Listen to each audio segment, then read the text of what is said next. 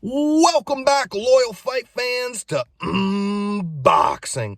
Eat that shit up. I am your humble host, Tommy Tom O'Neill, the human body snatcher, aka the white Mike Tyson. Please hit that thumbs up button for us. Please hit that subscribe button for us. And please tell a friend, especially if you know a friend who enjoys combat sports, they'd probably enjoy watching this. Okay, guys, we had a really cool weekend of fights. I'm going to talk a little bit about the Roy Jones Mike Tyson fight that happened. I was much anticipating to see how this goes, but as I've said on here before, I always thought either going to be really spectacular or extremely sad. And actually, I was a bit wrong because this thing falls somewhere in the middle of that. First off, there's some good scraps on the undercard of it. There was some good ones. I believe the opener with I think Ortiz was his name and another guy. That was a fun scrap. That one was competitive. That looked like a good fight. Badu Jack just ran through a guy who was willing to hang in there for a bit. But that's cool to see Badu Jack get a win, and he's a legit name to at least throw on the card. And then the, Jake Paul, Nate Robinson fight with Nate Robinson, an NBA player, Jake Paul, a YouTuber. This thing looked like it was going to be a shit show. I mean, and it is in the fact that it's a circus fight, but it had an extremely brutal knockout. Nate Robinson got just straight sent to hell in that fight. That was really cool to see. Even though, when he got knocked down, they should have maybe ended it there. Then he got knocked down again. And I think it was the third time was the charm. And he was sleepy night, man. You couldn't, they had problems waking the guy up and everything. Either way, a decent undercard for these fights.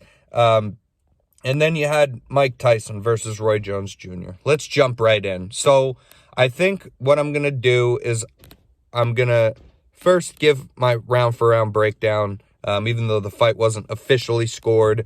And then I'm going to just talk about it for a bit, because this one's worth just talking about, and I can kind of do that freely without the notes. But let's jump right in. So basically, the first round, Mike Tyson comes out, and he's doing all the peekaboo style head movement, landing some good jabs on Roy, does some good body work. There's nothing extremely fantastic that happens in this round, but Mike clearly runs away with it, though. Roy just doesn't do much of anything in this round. And he does get tagged a few times. Tyson, throughout this fight, really just abusing Roy Jones Jr.'s body. But that was the first round. Mike runs away with that round, man. Then we have the second round. Okay, now this is one to kind of get into. In this second round, right, Tyson comes out. He's doing more body work, right? And because he's going to the body, Roy Jones Jr. Starts, because he has a lot of head movement, right? And he's in and out of the pocket quite well. He's a lot slower because he's older, but he used to be the best at this, right? And he's still good, He's still good with this head movement kind of trickery stuff. But he used a lot of that, and he'll even back up with his chin kind of in there, but he'll keep a high guard a lot of times. Since Tyson was going to the body so much, in this second round, you see Roy intentionally, like, he's backing up, and while his chin's up in the air, he's guarding down to the body to back up out of the pocket, and he gets cracked with a pretty vicious left hook from Tyson on his way out with his chin kind of up in the air, and he gets cracked good. I mean, this was a very effective shot that Tyson landed, right? And then Tyson does some more body work after this. And then Roy lands one really good strike, right? It was a no-look jab while he's just kind of, again, with the trickery with him, while he's just kind of fainting away, and he pops his jab out there while his head's to the side like he's just going to move. And this no-look jab, it was good. It was pretty looking, and, and it popped Tyson's head back for a minute, and then Tyson was just back on him. More body work. Roy clinches him up. So what disappointed me here is they're showing that the highlight of the second round was just Roy Jones Jr.'s no-look, his no-look jab. that he got off on Tyson. This isn't like, oh, this is such an effective punch. It cracks his head back a bit because that's what happens when you get popped with jabs, especially unexpectedly. So it was a nice shot. And listen, if this round was just all the clinching that Jones was doing throughout the fight, and then, Tyson maybe land a couple times in the body, and then you have this, maybe you do play that and you say, wow, look at Roy go. But Tyson cracks him with a vicious left hook to the head. I don't want to see Roy Jones Jr.'s jab on there unless you're going to play that alongside with Tyson's way better, left hook that he landed. I give this round to Tyson as well. I think that people give this second round, well, not even people. I think most people agree with me, honestly, and from what I've heard online. But, these unofficial judges and Vinny Paz's, his Vinny Pazienza, his whole thing of being a judge is a joke because he gave every round to Roy Jones Jr. I'm gonna go through the fight and continue on here anyway, though. The second round, they're playing that as if maybe Jones took that round. I really doubt it. There's no, there's no way you can give that to him with Tyson being way more effective with the left hook to the head that thudded. It was a big shot instead of just, a jab, Then we have the third round. Roy's breathing pretty hard here at this point. He surprised me in that I thought that Mike could do well if they did scrap. I thought Tyson could, if he really was going for it, could knock Roy Jones Jr. out. But I did think that, because of the inactivity, even though he's in good shape, and because of Jones Jr., because of his certainly more recent and frequent activity in the ring than Tyson, I thought maybe Roy would look better longer, but not good in the beginning. And it didn't work out like that. Tyson was dominant from the beginning, and he looked good. Roy Jones was gassing out here in between the second and third round. Then the third round starts, so anyways, I give that to Mike, both those first two rounds. Then the third round starts, and Tyson, there's not a lot in this round that Roy's kind of hugging on him because he looked like he was tired.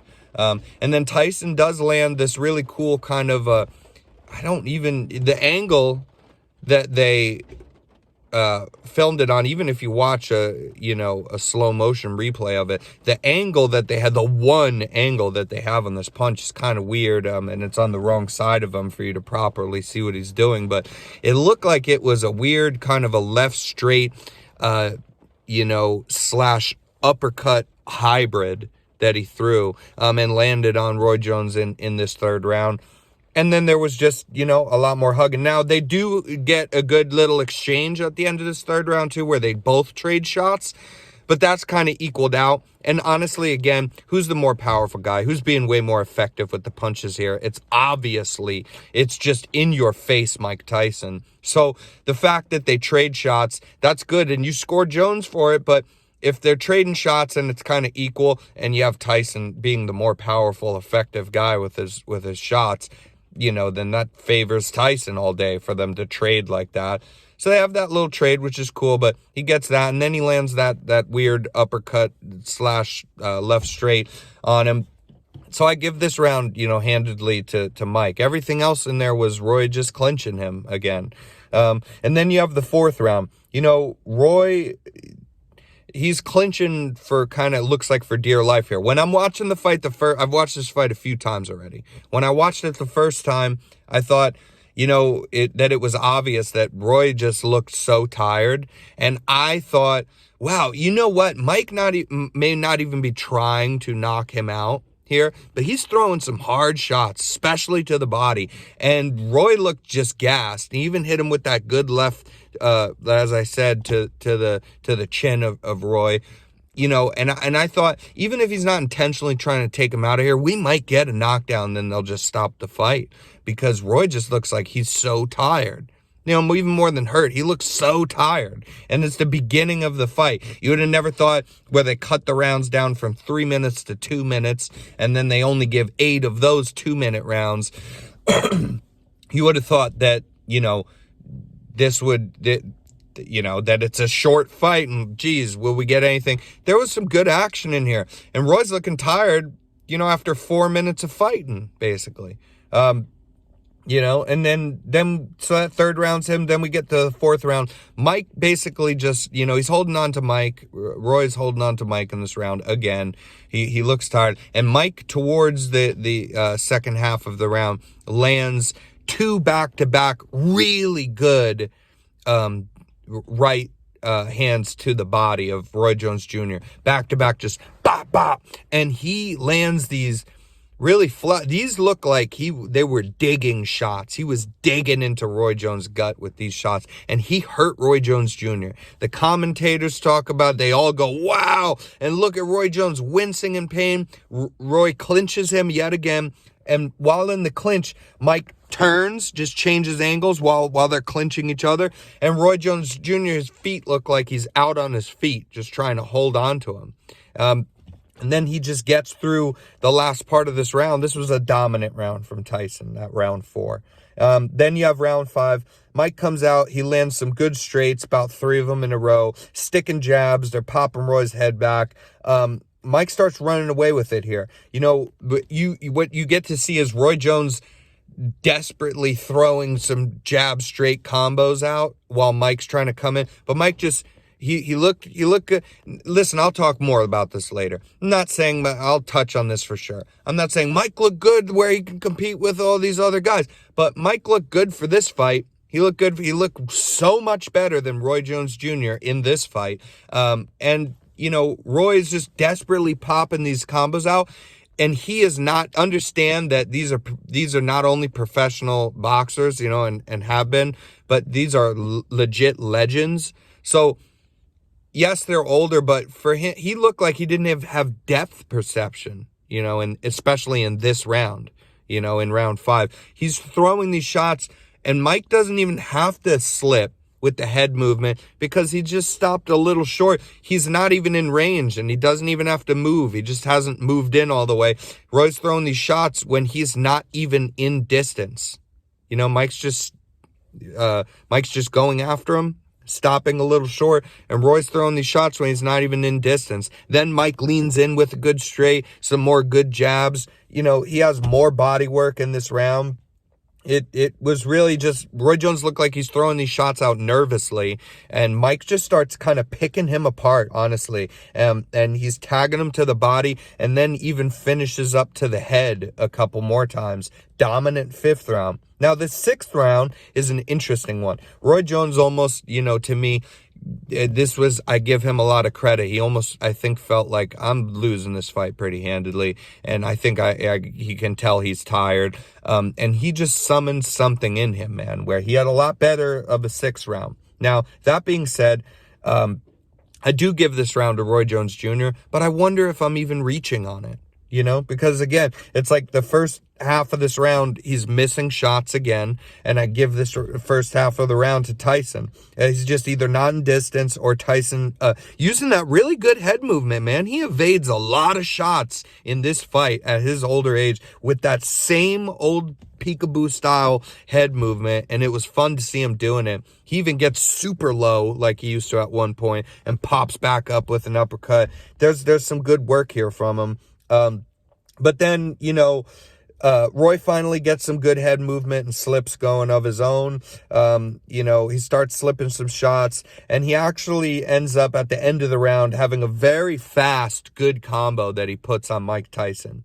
And this is in a round where, again, Mike looked good. He was slipping shot. Like, Roy looked messy in the beginning of it, but at the same time, Mike wasn't, he's doing his body work every round of this fight. But besides that, he didn't do so much as he was doing in the other rounds.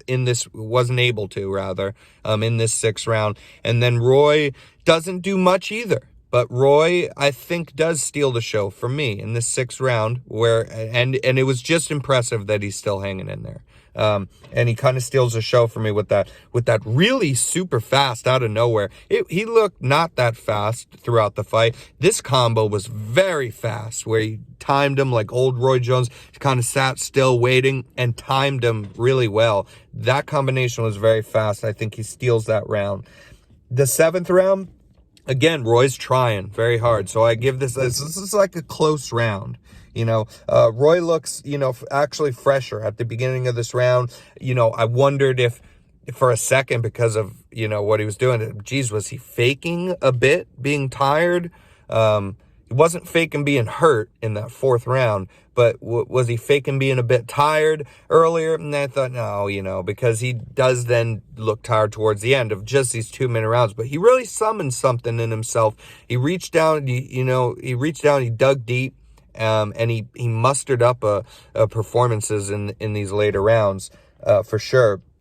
But, the seventh round is still, Roy gets his hands going a bit here, but Mike keeps going to that body. Mike is the aggressor the whole time. Every single round of this fight, he lands several times, some hard shots as well to the body, hook shots to the body, and looping hooks that cut off Roy Jones Jr. He figured out Roy Jones Jr. with really being good with the side-to-side kind of movement. One that he could cut him off going to the body like that, because if he did, he's not doing pointing jabs to the body, he's using looping hooks. So a lot of times Roy will just be trying to move out to the side and run right into these hooks to the body. And also, as I said before, when Tyson caught him in that second round with that really good crack to the head with that left hook, because he was going to the body with the left hook, right hook, then he went left hook up to the head, he cracked him. And I think that this plays a big part in why Roy Jones was not mixing it up with his guard. He was guarding high after that. He didn't want to take shots to the head, and he was kind of letting Mike have at that body. But man, Mike was digging to his body too. But this is a close one, and this seventh round, I'm not mad if you give that to Roy, but I give that one as well to Mike. And then the eighth round, this is Tyson all day. Tyson lands a good right hand upstairs on Roy Jones Jr. when this eighth round starts, kind of almost out the gate. And this is a big shot, the biggest shot of the round, I believe, out of either of them. And then Roy fires back with a nice combo, though, of his own, and then Mike has more good body work. Roy clinches, that's kind of the story of the fight. And Mike's been the aggressor every round, even that sixth round, which I didn't give to him. Now, that being said, that's how I scored the fight. Round 1 for Mike, round 2 for Mike, round 3 for Mike, round 4 for Mike, round 5 for Mike, and then round 6 is the only one I give to Roy Jones Jr., and I'm not super mad if you also give him 7. But they called it a draw.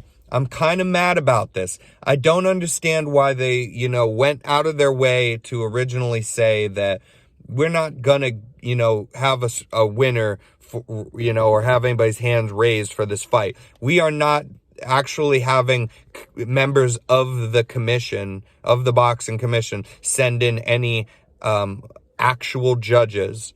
The fight won't have a winner and it won't be judged. Then they go, well, we're going to put these old fighters, that'll watch the fight. There'll be 3 of them and they'll judge the fight. And they did a horrible job of judging the fight. But that being said, I don't think that it's as much them trying and then doing a horrible job judging. I think they really just go, it's 2 legends that are fighting, and we don't, they already had said this weird thing, there won't be a winner announced, and I think they're just like, it's a draw. Since they had us here to say something, we won't go against that. So we'll say, it's a draw, just good that both guys showed up. But Mike looked a little impressive, man. And then this is me getting where I was saying I'd go back to this. I did think Mike Tyson looked good, but I want to talk to you in the context of understanding I'm talking about him in this fight versus Roy Jones Jr., where they're both older men at this point. I know I'm not crazy. I'm a huge Mike Tyson fan, but I'm not crazy. He's not going to be, he's not going to be able to beat, a Tyson Fury or a Joshua or even a Wilder, he's look at how old he is, I think he'll even give Wilder some problems till he gets cracked, and it'll be super sad. And I don't even think he beats a Ruiz or an Ortiz, but I think that with those exceptions out of the way, even a younger boxer, who's a top 15 guy, lower top 15 guys, I think that would be fun to see if he's serious about trying to do this and they can get a way that it'll work. I think he used this fight to show people, look, I'm not going to gas out. That was the most impressive thing from him, that I'm not going to gas out. I'm going to own this fight, but understand I'm not trying to put Roy Jones Jr. away, and he almost did anyway. He almost put him away anyway, just being like, I want to make it entertaining, so some of these shots I'll kind of rip you with, but I'll put them mostly to the body. And he ended up hurting the hell out of Roy Jones' body. Roy Jones standing there after the fight holding his body, and they're asking Mike, how'd you feel? You want to do this again? He says, absolutely. We need to do this again. This has been great, you guys, and I'm definitely getting back in. Then they ask Roy Jones Jr., and he's like, I don't know. I'm going to go home, talk to my wife, and I'm not sure what I'm going to do. He looked hurt to the body. He looked tired, and he looked like he got hurt to the body. And he was a man about it, too, and he said, that I got hurt. But of course, then he's going off, I think I done enough to win the fight. Would it kill people to have a little humility, though, sometimes? When you're a fighter, if you have any sort of a close fight, I would do the same thing. If in my mind I thought, you know what, it's fair that you give him this fight by 1 round, 2 rounds, but especially in a 12-round fight, or even a 10-round, that 1-2 rounds, but damn, that's it. He wins by 1 round. If I took this 1 round, I could have got it. I'm going to say that I thought I won the fight, too, because it's very close. Roy Jones Jr., how do you call this a draw? He won 1 round.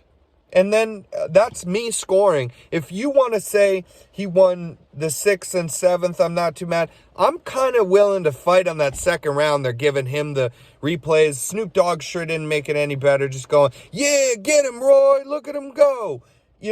Dude, again, he landed a cool no-look jab that just did not, for a moment, even stun Tyson. Didn't even stop him at all. And it's a jab, man. He landed it. Good job. If it was a very inactive round, you'd give it to him. It wasn't. Mike was going to the body hard and had that big left upstairs as well. That's Mike's round, man. But let's say you want to give him that. I don't agree with it. That's 2 rounds. And so now you're telling me you want to give him that 2nd, which I don't agree with. You give him the 6th, which I agree with. And then the 7th was just the only other round that you could even remotely be like, oh, could you give that to Roy? And you'd be stretching it. That's still only 3 rounds, and that would be crazy. That would be absolute madness to do that. So yeah, Tyson won this fight. Tyson walked away with it, and he wasn't even trying to put him out. He definitely could have ended Roy Jones Jr. Just go watch the fight. But yeah, it lived up to expectations, I think. I think it did really good numbers, I heard, which is I'm very glad about. Of all things, and regardless of what, if this fight sucked and it was real sad, I'd have still been glad that it did good numbers because these guys are legends. I hope they made some money. Mike donated, I think, almost all of his money to charity as well, which was really cool of him. And, he talked about wanting to be better in duration and not gas out. And he showed that. He was able to show that in an exhibition fight. It was hard sparring. He made it real hard sparring, but it was that. It was hard sparring. But he was able to show, I'm going to be throwing too all the time, and I won't gas out, and look at the good shape I'm in. And look at how when I, shown us some glimpses of if I'm really trying to dig these shots in, they still will hurt real bad, and they're still capable of putting people to sleep. I do believe that. And I want to see more Mike. I hope that he, does some Evander Holyfield rematch. I think he'll take Holyfield out of there, and whether it's like this, like an exhibition, where it's not official, or whether it is official, I don't think that it necessarily matters. Me being the biggest Mike Tyson fan, it's been proven that Holyfield was better, and this is them in their prime. If they fight again as old men, even if they do make it official, it doesn't really count, but I think it's good for Mike's spirits, and I think that it would still do good numbers based on what this one did. Yeah, it didn't disappoint. It could have been really bad. The production was not great. This Triller thing is weird. I didn't enjoy Snoop Dogg being in there like at all. Especially, I just feel like let's make it one thing or another, you know? Let's either make it, oh, Snoop Dogg's in there, then we'll put some of these other people and they can just kind of talk shit and have it be a fun thing. Or, you know, or you take it serious and you put serious guys that can do a good job in there, like Adesanya actually did. He did a good job, and like Sugar Ray Leonard can quite obviously do. But yeah, you make it one thing or another, you know? You don't mix it up. That's the weirdness of it for me. That's the weirdness, is mixing that up like that. But yeah, it was really good. I thought, I went into this with lower expectations. And it exceeded those, you know, because I didn't want this to be some sad thing of dancing around. It was not that, man. It was legit hard sparring, and you got to see those guys in there. And like I said, Mike showed you glimpses. And listen, I'm not here to shit on Roy Jones Jr. either. He's a legend, first. That's no debate. And also, I did appreciate, like, as I said, that I think that he showed that he rallied a little bit in the later rounds of this fight. Certainly that 6th round, I think he did enough even to steal that one quite legit. And then he gave you a really close one in the 7th.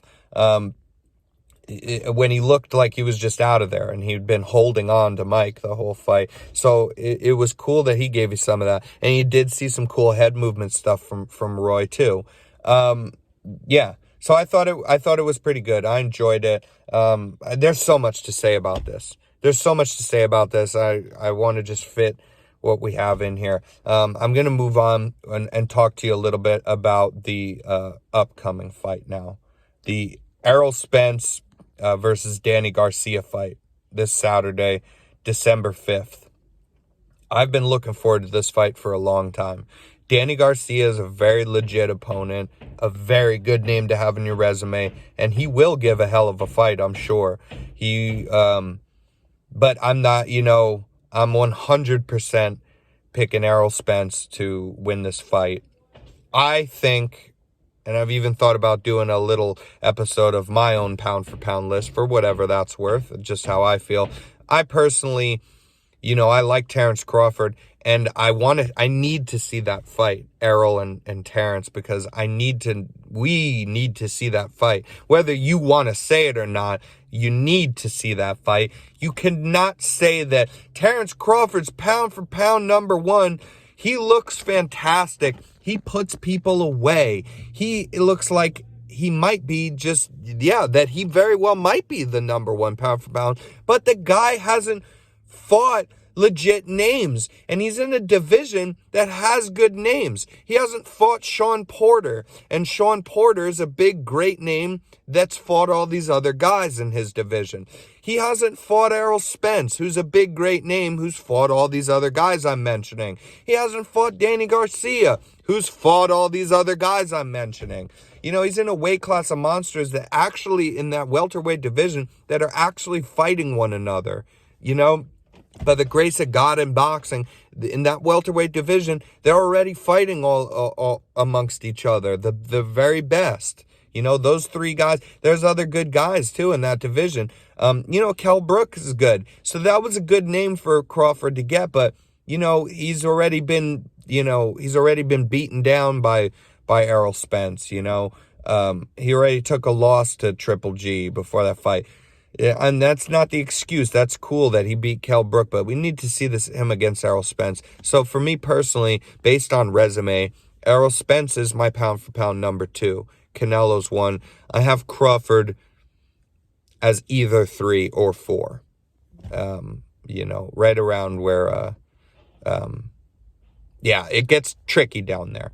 You got to put Inoue in there, the Japanese monster, but he doesn't have a big resume either, so it gets tricky. But Canelo's an easy one for me, even though he has some debatable fights like that first Triple G one, and he has others as well. But Canelo just has run through a lot of people, legit wins, and he has good wins, and he moves way up and down in weight.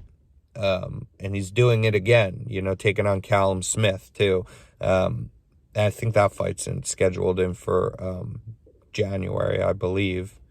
But yeah, Errol Spence, Danny Garcia, this is going to be a banger. I'm picking Errol Spence. I think Errol Spence just an absolute dog of a human being. And I think he's also a rare breed that, because I think him and Sean Porter had an amazing fight. That's one of my favorite modern fights. One of them, for sure. That was an amazing scrap. They both dogged it out. But I think the difference, like where Sean Porter's all dog, Errol Spence can do that. But he's shown you already, too, that he can have legit crisp boxing, counter punches, and he's tough. He's got a chin, and he can throw down and will stand there with you as well. I think we get some fireworks out of him and Danny Garcia. And that being said, like I said, Danny Garcia, all respect to him, too. He's a great fighter. Every fight he's in is an amazing performance, even when he loses. His fight with Sean Porter was a good fight, too, when Danny fought him. But this will be interesting, too, because he is a very good fighter. He's no joke. He could do something here and surprise people. That's for sure. He could. And also you have the element that Errol Spence is coming off of that car accident, that hellacious car accident where it was like in some crazy fast foreign car and the thing flipped 3 times or whatever, and he got thrown out of it, somehow only scratched his face up, didn't break bones or anything. That's unbelievable. But that adds an element of like where he's at, he's been off for over a year. It's been at least a year. I think it's been, going to be a bit more than a year, since that Sean Porter fight. And, he did have that accident and a bit of a layoff. That's not too long for these guys, but we're going to see where he's at. But yeah, I'm picking Spence for that. Well, until next time, you guys, this has been Tummy Tom O'Neill on Boxing. Please hit that thumbs up button for me. And hit that subscribe button. We want to up the subscribers, but really, I'd appreciate hitting the subscribe button. I really appreciate it even when you guys aren't subscribed, when you watch it, when you watch the episodes and we're talking about the fights here. I really actually do appreciate that. I've gotten quite a few comments in the comment section that were like respectful. They might not agree with me, or they're like just informing me of something, that I hadn't seen. That's awesome, man. I encourage that all day. And if you guys start leaving some questions, I will answer them. And they don't have to be questions. They could just be also like your opinion and what's my opinion kind of deal. So it could be a question or just a topic to touch on, and I'll answer them, man. This is a good opportunity for fight fans out there. I'm an up and coming, we're an up and coming podcast here at Boxing.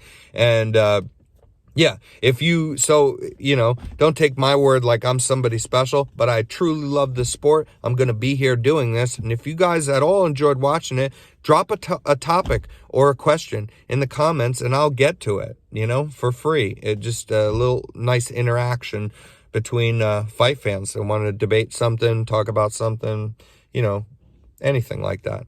I really appreciate you guys listening. Thank you very much. I will see you next time.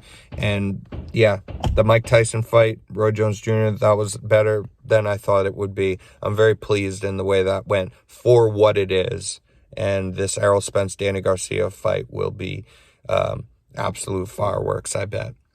So we'll talk about that next week. God, I can't wait for that fight.